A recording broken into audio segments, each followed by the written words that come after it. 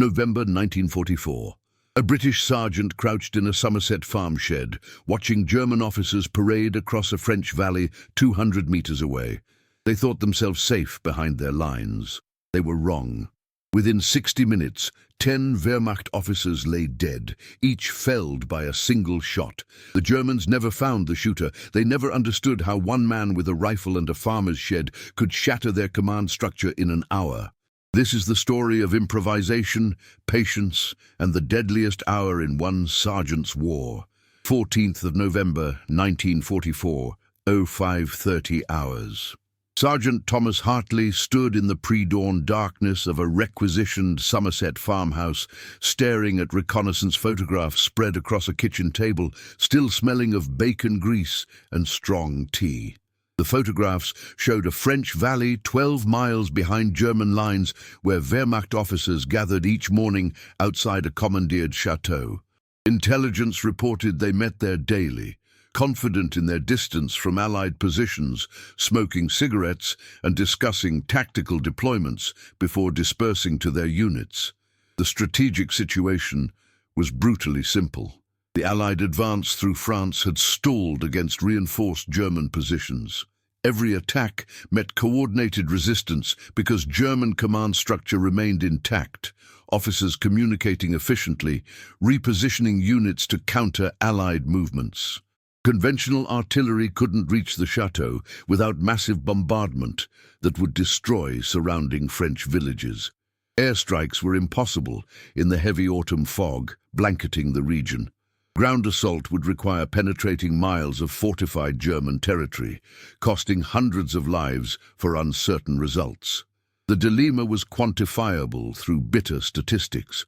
Over the past 3 weeks, 17 Allied attacks had failed against this sector. 423 British soldiers killed, 872 wounded. Enemy positions remained unbroken because German officers coordinated defenses from their safe chateau headquarters, reorganizing after each Allied probe. Standard military doctrine offered no solution that wouldn't cost more lives than the objective justified. Thomas Hartley was 32 years old, born in Manchester, son of a cotton mill foreman. Before the war, he had been a competitive rifle shooter, winning regional championships with a .303 Lee Enfield. His military record showed exceptional marksmanship scores and 3 citations for coolness under fire.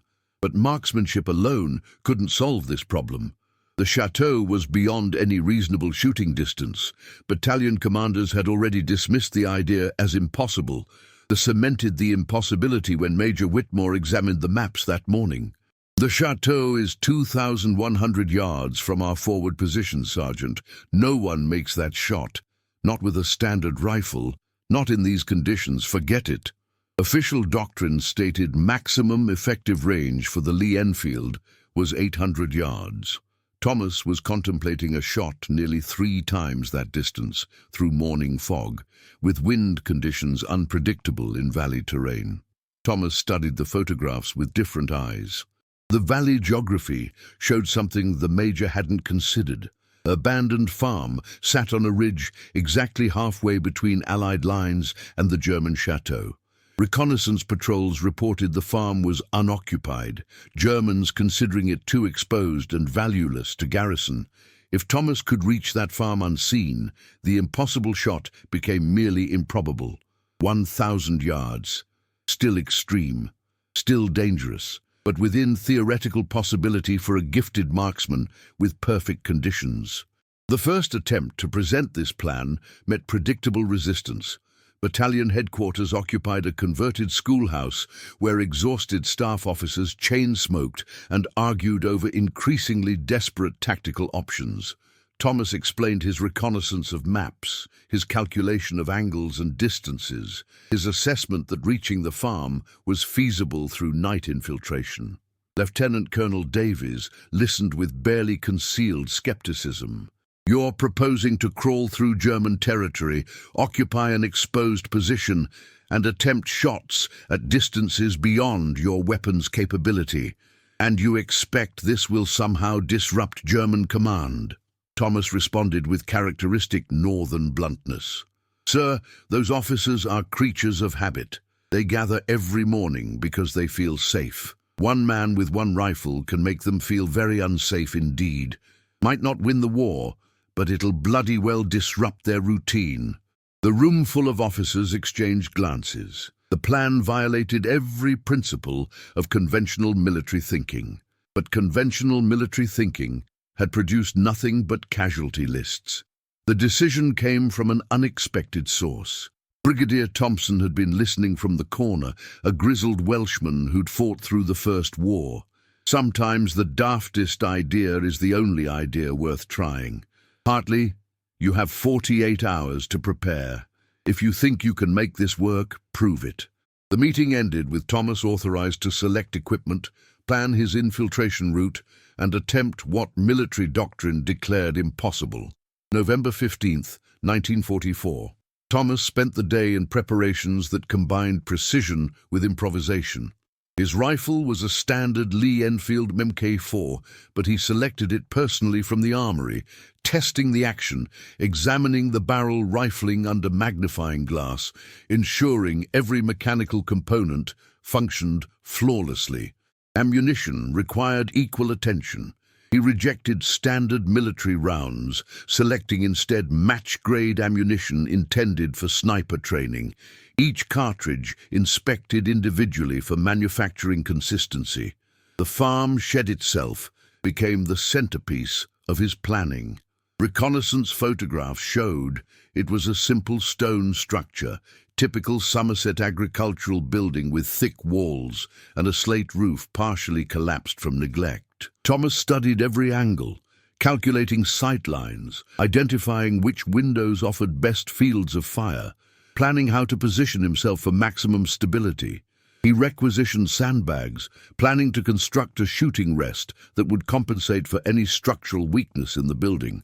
Support equipment accumulated through scrounging and improvisation. A Royal Artillery lieutenant provided a surveyor's rangefinder, normally used for plotting artillery positions. A naval observer contributed binoculars with particularly fine optics.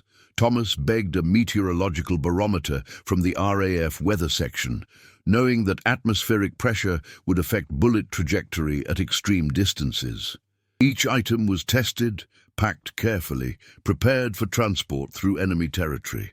The psychological preparation was equally important. Thomas spent the evening writing letters to his wife in Manchester, carefully avoiding any mention of his planned mission, filling pages with reminiscences of their courtship and mundane observations about army life. He knew the letters would be posted only if he failed to return.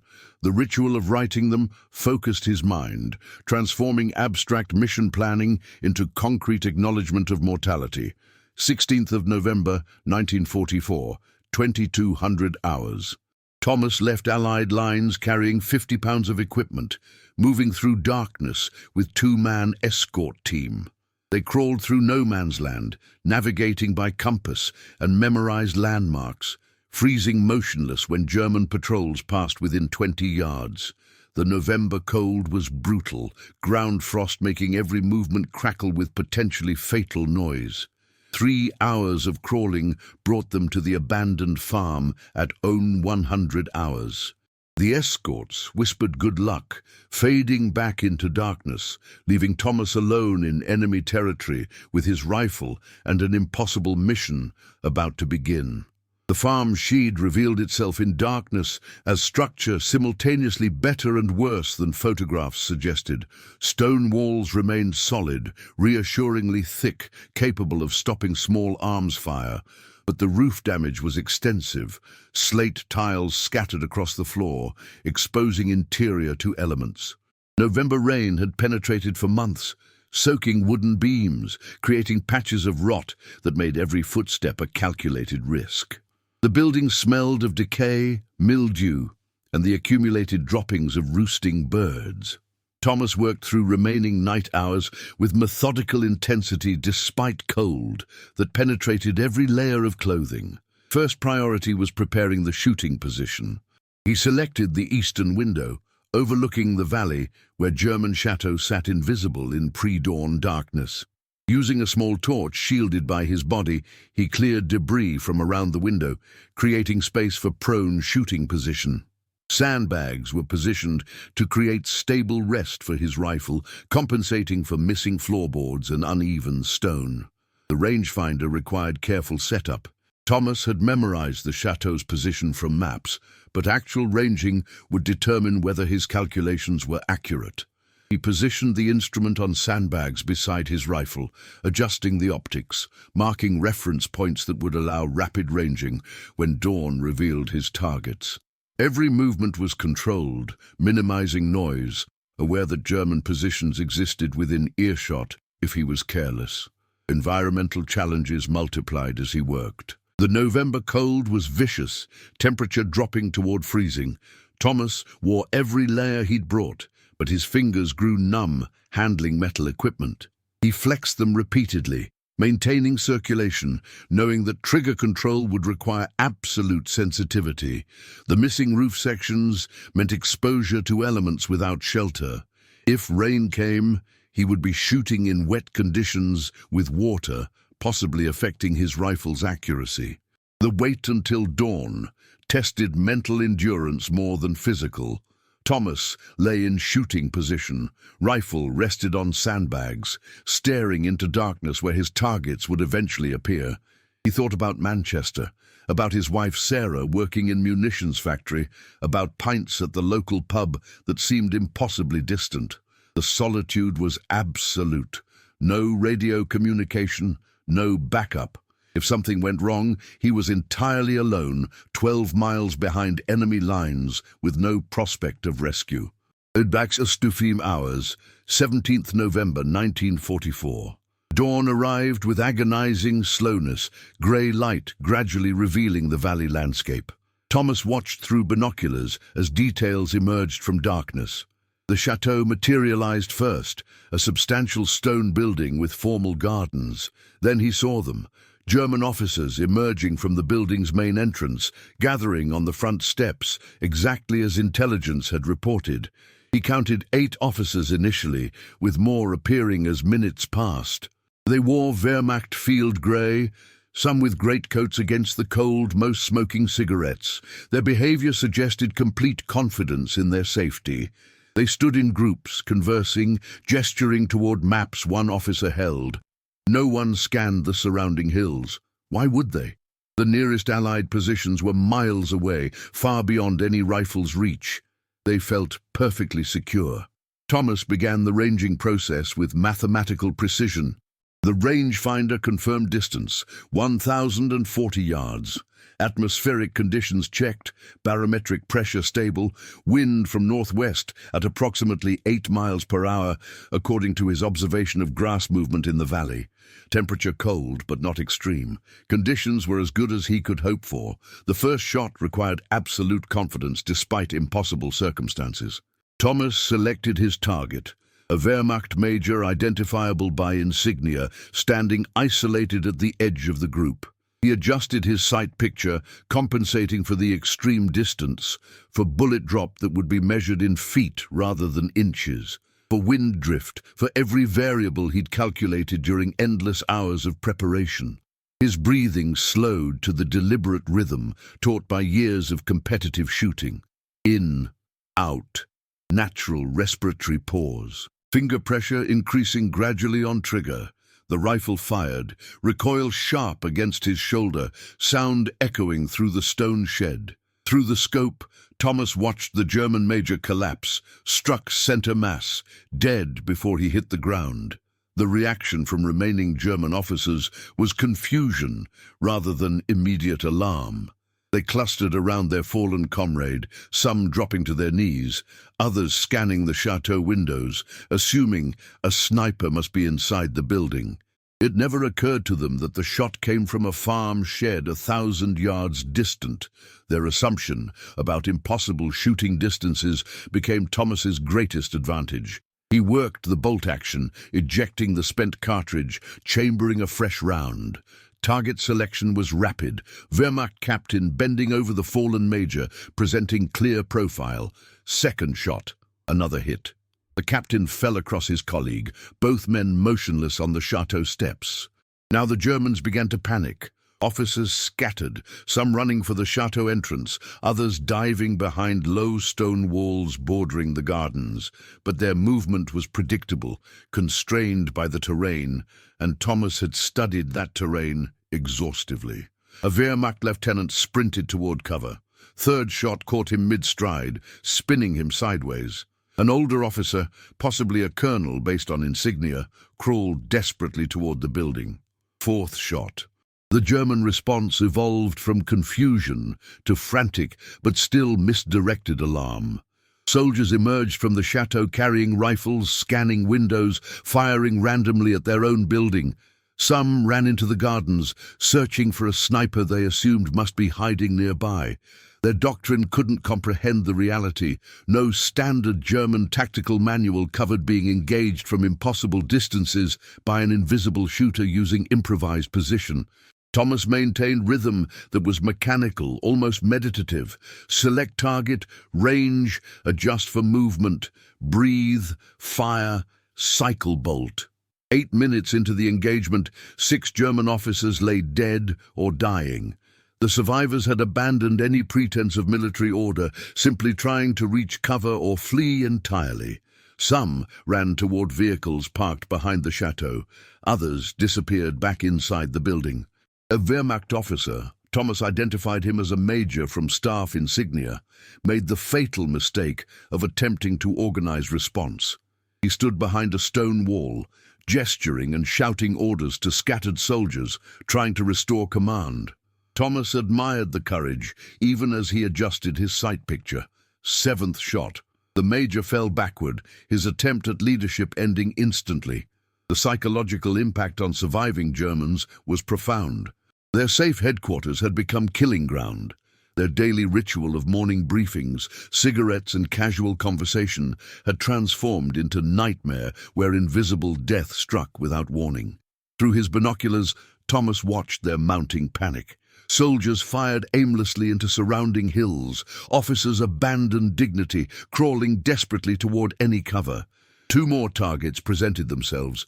A Wehrmacht captain attempting to use a vehicle for cover, and a lieutenant who foolishly stood to make a run for the chateau's rear entrance. 8th shot, 9th shot. Both fell.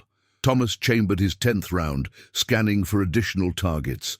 But the chateau grounds were now empty except for corpses. Surviving Germans had fled inside, windows shuttered, no one visible. 7:15 hours. 60 minutes after the engagement began, Thomas ceased fire. 10 Wehrmacht officers killed. German command structure for this sector shattered. Morning briefing that should have coordinated defensive operations instead became bloodbath that would paralyze German decision-making for critical hours. He packed his equipment with same methodical care used in setup, erasing evidence of his presence, preparing for extraction. The withdrawal through enemy territory was nerve-wracking. Thomas moved during daylight, a calculated risk based on assessment that Germans would be focused on defending the chateau rather than patrolling outlying areas. He crawled through fields, moved through hedgerows, navigated by compass, carrying his rifle and the profound knowledge that he'd just accomplished something military doctrine declared impossible. He reached Allied lines at 14:30 hours, emerging from no man's land to startle challenges from perimeter sentries. Battalion headquarters received his report with stunned silence. Intelligence confirmed through radio intercepts that German command structure in the sector was in chaos, unable to coordinate response to Allied probing attacks. What conventional military operations couldn't achieve through weeks of costly assaults, one sergeant with 1 rifle had accomplished in 1 hour. Oberst Heinrich Müller arrived at the chateau at 1600 hours on the 17th November. His staff car, navigating roads clogged with nervous Wehrmacht units that had abandoned forward positions without authorization. The Oberst was a veteran of the Eastern Front, a methodical officer known for restoring order to chaotic situations. His orders from division were explicit: investigate the morning's catastrophe, identify the perpetrator, restore command confidence that had evaporated after 10 officers were killed in circumstances no one could adequately explain. The chateau grounds presented a scene that violated every assumption about battlefield security. 10 bodies still lay where they had fallen, covered with tarpaulins, arranged for identification by stunned staff officers. Müller examined each corpse with clinical precision. Every wound was identical, single gunshot, center mass, instantly fatal. The accuracy was inhuman. The implications were deeply unsettling. Surviving officers briefed Müller in the chateau's dining room, voices still shaken hours after the attack. Hauptmann Klaus Weber, the senior surviving officer, described the engagement with barely controlled emotion. "Herr Oberst, we were conducting routine morning briefing. The first shot came without warning. Major Brandt collapsed. We thought initially it was a heart attack or perhaps a sniper inside the building. Then Captain Fischer fell. We took cover, but the shooting continued. Officers were hit behind walls in covered positions while running. Whoever was shooting could see everything, anticipate every movement." Müller questioned Weber about the shooter's position. Had anyone identified muzzle flash, heard distinctive rifle reports that might indicate distance? Weber's response revealed the core of German confusion. "We searched the chateau thoroughly, Herr Oberst. No shooter was found inside. We examined surrounding gardens, the nearby woods, every possible concealed position within 300 meters. Nothing. Some soldiers reported hearing distant rifle shots, but the sound echoed through the valley. We couldn't determine direction." The Oberst personally inspected the chateau grounds, examining sightlines, measuring distances, applying his extensive combat experience to reconstruct the engagement. His conclusions challenged German military doctrine fundamentally. The shooter must have been positioned at extreme distance, beyond ranges German marksman training considered effective. But accepting this conclusion meant acknowledging that Allied forces possessed capabilities German forces had systematically underestimated. Intelligence reports from the sector added disturbing context. Wehrmacht radio intercepts had detected unusual Allied activity in forward positions during the night before the attack. Sentries reported possible infiltration attempts, but these were dismissed as normal patrol activity. Now Müller understood. Someone had penetrated German lines, occupied a position sufficiently distant to avoid detection, and engaged targets with accuracy that exceeded anything German doctrine anticipated. The Oberst assembled reconnaissance teams to search the valley systematically. By evening, they discovered the abandoned farm shed. Physical evidence was minimal. Thomas had been meticulous about removing brass casings and erasing signs of occupation, but the position offered clear sight lines to the chateau, and distance measurements confirmed what Müller had calculated, 1,040 yards. A shooting distance German training manuals classified as beyond effective range for standard rifles. Müller's report to division headquarters that night contained conclusions that contradicted German military assumptions about Allied capabilities.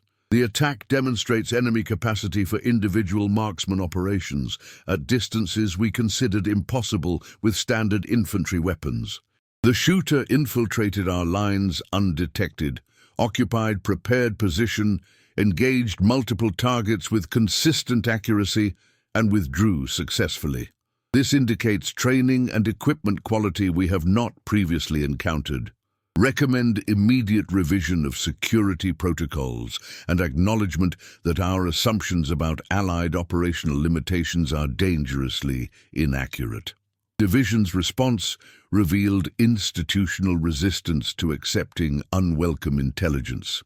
General Major Steiner, commanding the sector, dismissed Müller's assessment as defeatist exaggeration. One lucky sniper kills 10 officers and suddenly we're revising fundamental tactical doctrine. This was an anomaly, Oberst.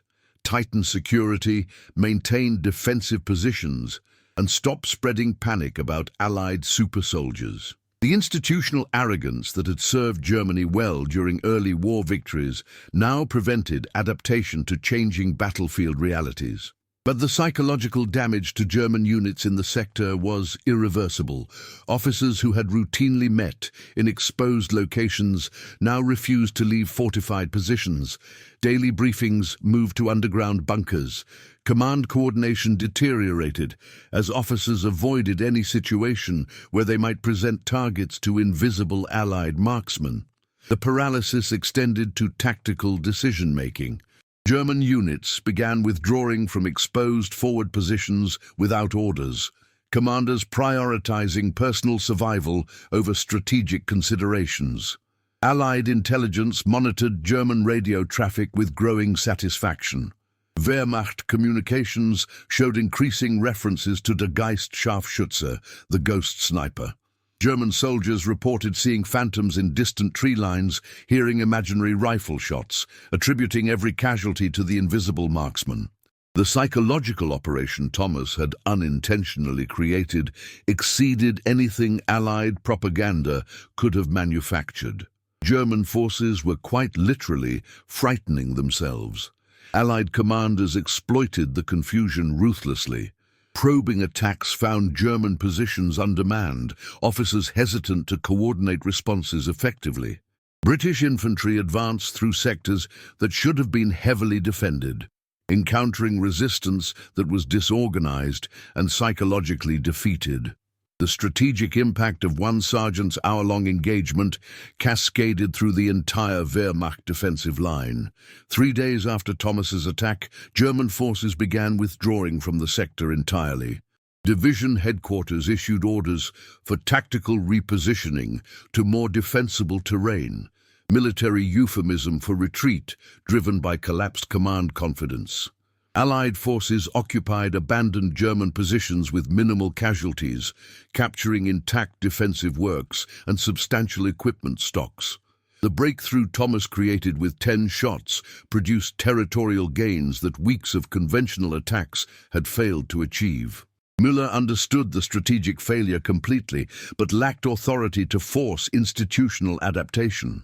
His final report before being reassigned stated with bitter clarity, "We lost this sector not because enemy possessed superior numbers or firepower, but because we refused to acknowledge that individual skill and improvisation could defeat our systematic military doctrine." The British sergeant who killed 10 officers in 1 hour taught us a lesson we are institutionally incapable of learning. Our arrogance about Allied limitations has become our greatest vulnerability. Until we accept that the enemy can do things we consider impossible, we will continue losing battles we should win. The German military hierarchy never acknowledged Müller's assessment. By the time his report reached higher command, the war had shifted to new crises, new defeats, new emergencies that demanded attention. The farm shed sniper became footnote in German after-action reports, classified as unexplained tactical incident, filed away by staff officers who preferred comfortable assumptions to uncomfortable truths. The failure to learn from the engagement exemplified the institutional rigidity that would contribute to Germany's ultimate defeat. May 8, 1945. Thomas Hartley stood in a Manchester pub, pint in hand, listening to radio broadcast announcing Germany's unconditional surrender. Around him, crowds celebrated with emotional intensity that came from 6 years of accumulated fear, loss, and determination, finally vindicated. The war in Europe was finished. Britain had endured, survived, and ultimately prevailed through combination of industrial might, Allied cooperation, and countless individual acts of skill and courage. Thomas's war ended formally with demobilization in June 1945. He returned to civilian life, carrying memories that would never entirely fade and skills that would never again find practical application. His official service record noted exceptional performance in specialized operations, bureaucratic language that concealed the reality of what he'd accomplished. For decades, the full details remained classified, known only to a small circle of intelligence officers and military historians with proper security clearances. The strategic impact of Thomas's hour-long engagement was quantified only after war through analysis of captured German documents. Wehrmacht after-action reports revealed that the 10 officers killed on 17 November 1944 included the sector's operations officer, 3 battalion commanders, 2 regimental intelligence officers, and 4 company commanders. Their deaths simultaneously eliminated tactical leadership and institutional knowledge accumulated through months of defensive operations. German replacement officers arrived unfamiliar with terrain, lacking established relationships with subordinate units, unable to coordinate with the efficiency their predecessors had achieved. Allied operational assessments credited Thomas's attack with accelerating the breakthrough in that sector by approximately 2 weeks. 2 weeks translated to specific, quantifiable results. 417 Allied lives not lost in attacks that weren't necessary because German positions collapsed without prolonged fighting. Territorial gains achieved through exploitation of German command confusion rather than through costly direct assault. Strategic momentum maintained because Allied forces weren't bogged down fighting through prepared defensive positions. The psychological dimension of Thomas's operation exceeded its immediate tactical impact. The ghost sniper legend that paralyzed German forces in the sector demonstrated how individual action at critical moments could produce strategic effects disproportionate to resources expended. 1 man, 1 rifle, 1 hour of precision shooting created psychological vulnerability that Allied forces exploited for weeks. German soldiers throughout the sector developed what modern psychology would recognize as hypervigilance, scanning constantly for threats that rarely materialized, expending mental energy on fear rather than tactical effectiveness. Post-war military analysis incorporated Thomas's operation into doctrinal discussions about precision engagement and psychological operations. British Army training manuals began emphasizing that extraordinary marksmanship combined with bold tactical thinking could achieve results conventional operations couldn't match. The farm shed engagement became case study taught at Staff College, analyzed for lessons about improvisation, individual initiative, and the importance of challenging assumed limitations about what was operationally possible. Thomas himself never publicized his wartime service. He returned to work in Manchester's rebuilding industrial sector, married Sarah, raised 3 children, lived life characterized by northern working-class modesty that would never have permitted boasting about wartime exploits. Neighbors knew he'd served. Veterans recognized each other through unspoken signals, but the specific details of his service remained private. He occasionally attended regimental reunions where old comrades shared stories, but even there, his most significant achievement remained classified beyond casual discussion. The recognition came decades later in 1982, when military historians researching British sniper operations discovered Thomas's after-action report in declassified archives. The historian, Dr. Saki Margaret Thornton of Cambridge, recognized the operation's significance immediately and contacted Thomas, now 70 years old, to request interview. Thomas initially declined, uncomfortable with attention, but eventually agreed to provide oral history recording that would be archived for future researchers. The interview revealed Thomas's perspective on the operation with characteristic understatement. "I did what needed doing with what I had available. The Germans made themselves predictable, standing about in the open like they owned the world. I simply demonstrated they didn't. It wasn't heroic. It was just a job that wanted doing, and I happened to have the skills to do it properly." When Dr. Thornton pressed him about the psychological pressure of shooting 10 men in 60 minutes, Thomas paused before responding. "They were enemy officers coordinating operations that were killing my mates. I didn't enjoy it, but I didn't lose sleep over it either. War asks you to do unpleasant things. You do them, then you come home and try to be decent again." Official recognition arrived in 1984, when Thomas was awarded the Military Medal in a ceremony at Buckingham Palace.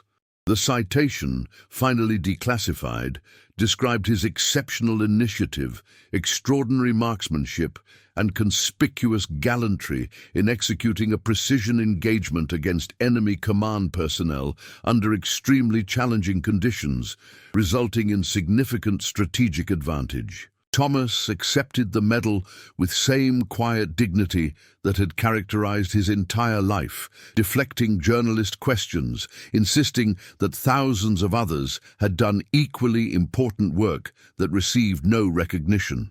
The final validation of Thomas's operation came from unexpected source in 1987.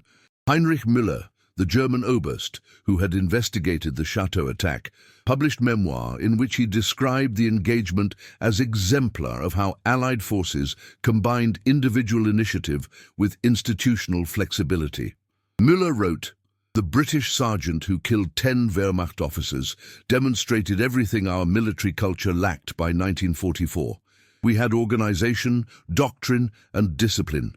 But we'd lost the capacity for improvisation, individual initiative, and acceptance that the enemy might do things we considered impossible." That 1 hour in November 1944 encapsulated why Germany lost the war.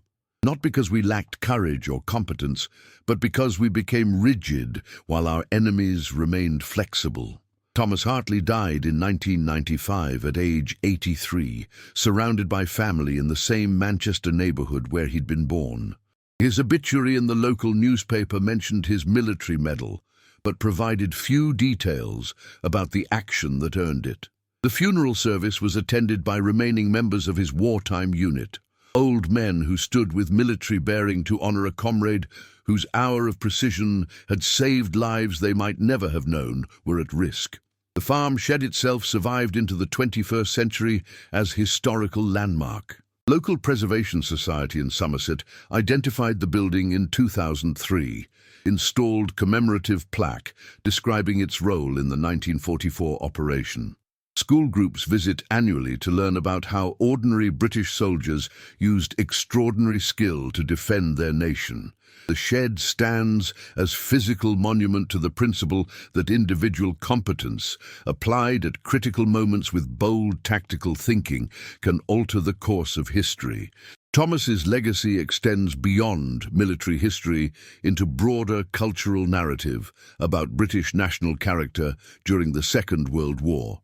His operation exemplified values Britain celebrates: modesty combined with competence, improvisation under pressure, willingness to attempt the impossible when circumstances demanded, and the quiet professionalism that accomplished extraordinary things without seeking recognition. The farm shed sniper represents countless individuals who contributed to victory through specific skills and personal courage, then returned to civilian life without requiring parades or public acclaim. The strategic lesson endures in military doctrine. Never assume the enemy cannot do something because your doctrine declares it impossible. Thomas proved that one skilled individual with proper preparation could accomplish what institutional military thinking dismissed as unfeasible. His hour of precision shooting in November 1944 demonstrated that wars are won not only through industrial production and mass mobilization, but through the accumulated impact of countless individual actions executed with skill, courage, and willingness to challenge assumed limitations about what is operationally possible.